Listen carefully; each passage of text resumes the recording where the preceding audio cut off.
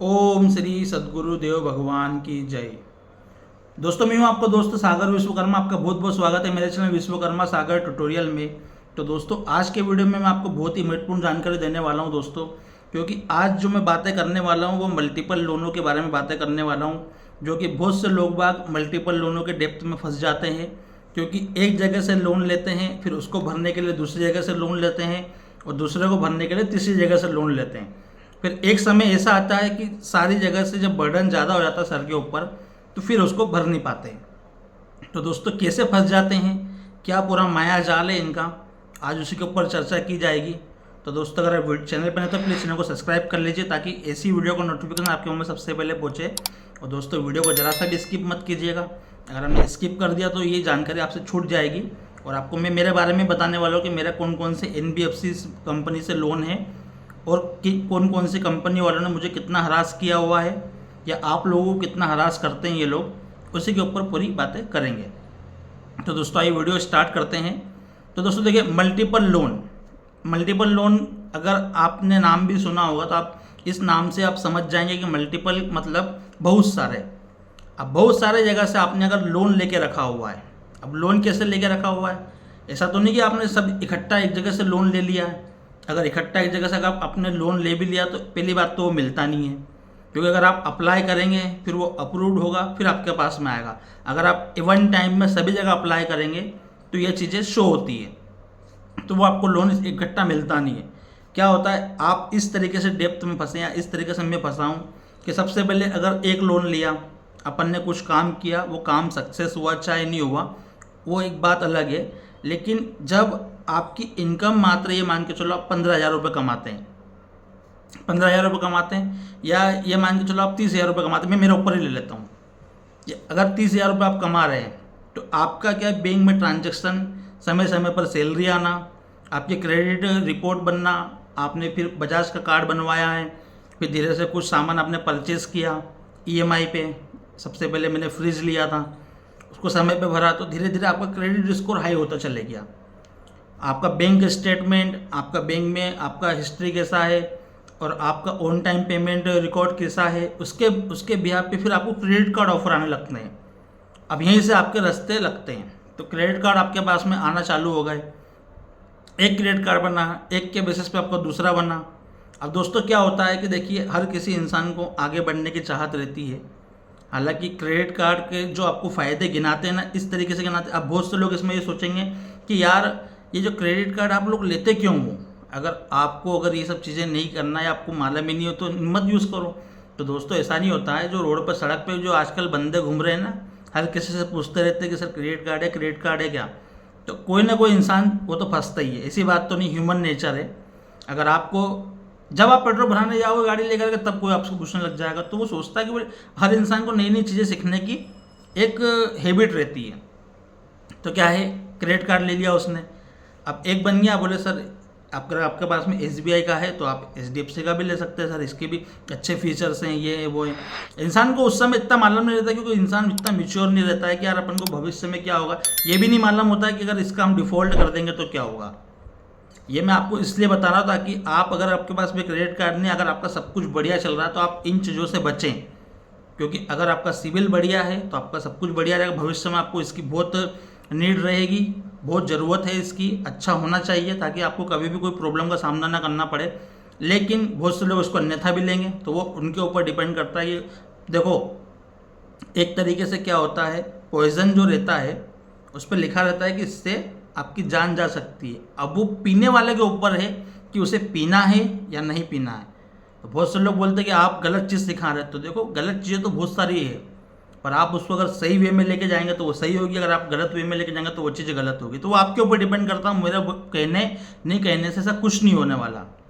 ये आपको सोचना है कि आपका क्या अच्छा है और क्या बुरा है। मेरा तो सिर्फ समझाने का मतलब ये है कि आपको किस तरीके से, अगर आप वाकई परेशान हैं तो किस तरीके से आप बचें। तो क्या दोस्तों, क्रेडिट कार्ड बन गया, एक से दूसरा बन गया, दूसरे तीसरा बन गया। अब धीरे धीरे क्या होता है कि सैलरी तो 30,000 है। अब 30,000 सैलरी वाला इंसान अगर 1-1 लाख के क्रेडिट कार्ड यूज़ करेगा, तो देखिए सैलरी तो 30, अब उसमें अपन ने क्या होम लोन भी लेकर रखा हुआ है, आधे तो सैलरी होम लोन में चली जाती है।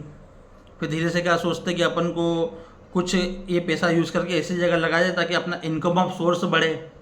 हर इंसान सोचता है कि हमारा को पैसा ज़्यादा कमाने की चाहत रहती है, तो हर इंसान सोचता है इनकम ऑफ सोर्स बढ़ाने के लिए कुछ पैसा यूज़ कर लेता है। अब यूज़ कर लिया, अगर वहाँ से सक्सेस मिली तो ठीक है, नहीं सक्सेस मिली तो वो क्रेडिट कार्ड का पैसा सर पर चढ़ने लग गया। अब आप होम लोन भर रहे हो, घर चला रहे हो, आपकी सैलरी ख़त्म।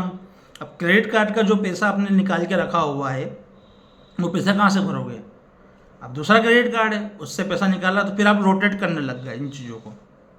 ये मैं बता रहा हूँ, मेरा तो जो पैसा था कि वो तो मेरा एक बहुत गलत जगह उलझ गया था। 3-4 लाख रुपए मैंने मेरे चैनल पे आप भी बता के रखी, अगर आप चाहे इंटरेस्टेड हो तो आप वो वीडियो देख सकते हैं। तो दोस्तों क्या होता है, फिर आप पैसा यूज़ कर लिया, फिर आप उसको रोटेट करने लगे। अब धीरे धीरे धीरे देखो, एक क्रेडिट कार्ड को अगर रोटेट करना है तो 1 लाख पे आपको करीबन नहीं करके 2% के हिसाब से 2,000 रुपये आपको देने पड़ते हैं 1 लाख पे। तो मेरी सिचुएशन थी ना कि ये मान के चलो मैं 10 लाख रुपये रोटेट करता था, तो 20,000 रुपये तो मेरा ऐसे ही हो गया। सैलरी वही 30 भरना है अपने को, 1,40,000, 1,60,000, 1,80,000। तो दोस्तों धीरे धीरे धीरे धीरे बर्डन बढ़ता गया। फिर आपने पर्सनल लोन लेना चालू करे। पर्सनल लोन के बाद में फिर पर्सनल लोन की EMI, जब तक आपके पास में जान थी, पैसा था, जब तक आपने खूब भरा। कहाँ से भरा? सैलरी से नहीं भरा, उन्हीं का पैसा घुमाया। फिर धीरे धीरे छोटे छोटे लोन ऐपों से पैसा ले लिया। तो दोस्तों ये होता पूरा मल्टीपल लोन का ट्रेड। अगर आपने फर्स्ट टाइम में अगर आप क्रेडिट कार्ड नहीं लेते तो आप मेरे हिसाब से इन चीज़ों से बच सकते थे।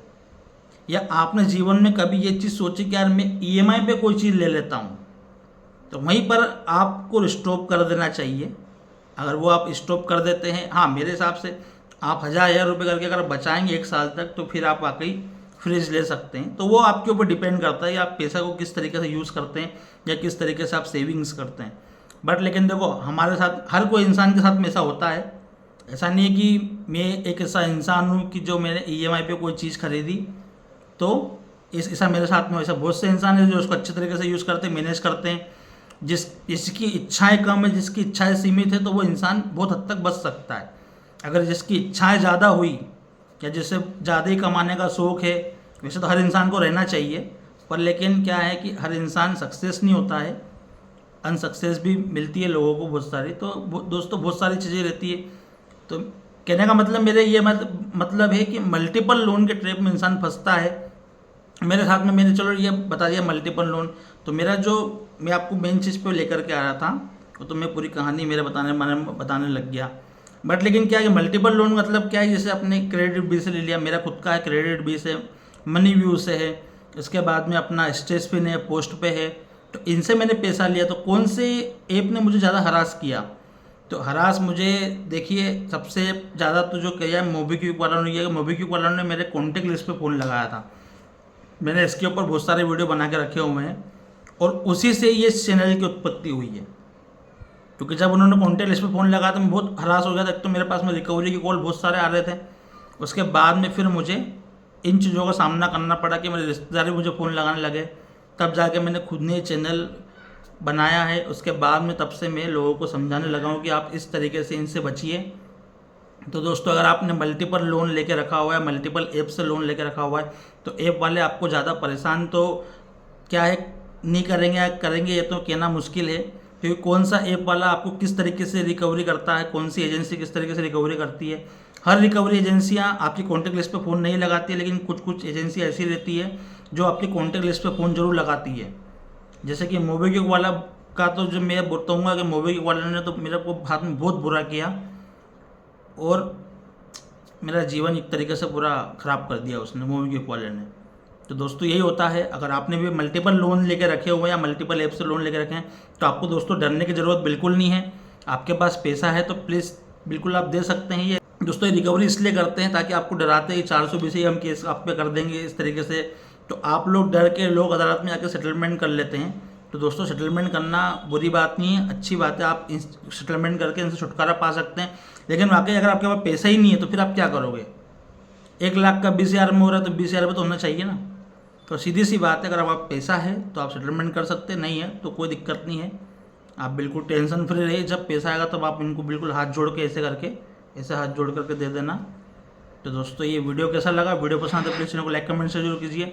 मेरे द्वारा दी गई जानकारी आपको पसंद है प्लीज़ चैनल को सब्सक्राइब कर लीजिए दोस्तों। पैसा दो प्लीज़, इनका पैसा दे दो, नहीं तो स्वस्थ रहो मस्त रहो, रिकवरी वालों के लिए सख्त रहो। जय हिंद जय भारत। ओम श्री सद्गुरुदेव भगवान की जय।